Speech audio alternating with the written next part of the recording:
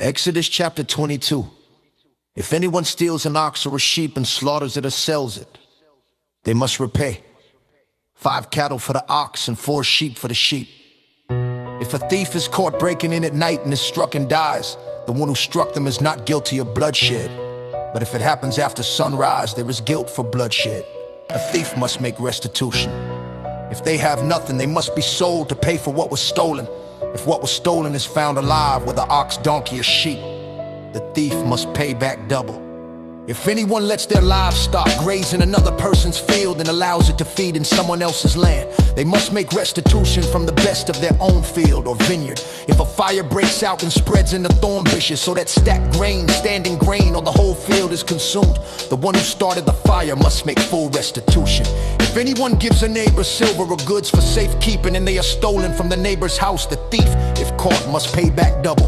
But if the thief is not found, the owner of the house must appear before God to determine whether they laid hands on the other person's property. In every case of wrongdoing, whether ox, donkey, sheep, clothing, or any other lost property, about which someone says, "This is mine," both parties are to bring their case before God.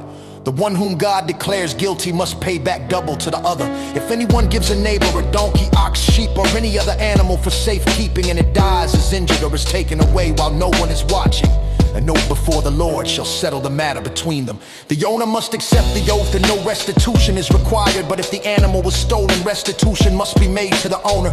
If it was torn to pieces by a wild animal, the remains must be brought as evidence and restitution is not required. If anyone borrows an animal from a neighbor and it is injured or dies while the owner is not present, they must make restitution.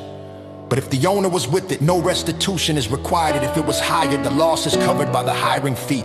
If a man seduces a virgin who is not pledged to be married and sleeps with her, he must pay the bride price and marry her. If her father absolutely refuses to give her to him, he must still pay the bride price for virgins. Do not allow a sorceress to live. Anyone who has sexual relations with an animal is to be put to death. Whoever sacrifices to any god other than the Lord alone is to be destroyed. Do not mistreat or oppress a foreigner, for you were foreigners in the land of Egypt. Do not take advantage of the widow or the fatherless. If you do, and they cry out to me, I will surely hear their cry. My anger will burn, and I will kill you with the sword. Your wives will become widows, and your children fatherless. If you lend money to any of my people who are in need among you, do not treat it like a business deal. Charge no interest. If you take your neighbor's cloak as a pledge, return it by sunset, because it is their only covering, the garment they sleep in. When they cry out to me, I will hear, for I am compassionate. Do not blaspheme God or curse the ruler of your people. Do not hold back offerings from your harvest or your vats. You must give me the firstborn of your sons.